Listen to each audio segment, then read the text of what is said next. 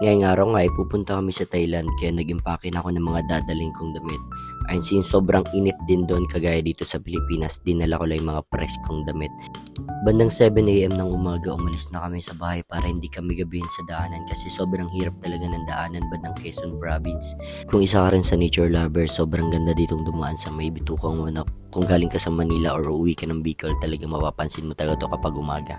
Dumating kami ng airport mga 3 PM na yata to ng hapon. So nagpapalit na rin ako ng pera para hindi mahirap pagdating ng bansang Thailand kasi nga ayun kailangan kong bumili ng SIM cards. Yun sad to say kasi medyo malaki yung palitan kaya malit na lang talaga yung nadala namin. Inagahan na lang din namin yung pag-check-in namin para makalagpas agad kami sa immigration kasi nga nakakakaba kasi first travel namin. Ayun pagdating namin sa Thailand mga 2 AM na to kaya ayun nagpahinga muna kami habang inaantay yung kapatid ko. Buti na lang mabilis lang namin nakuha yung baggage namin and bumili na rin ako dito ng SIM card para magamit ko buong stay dito sa Thailand.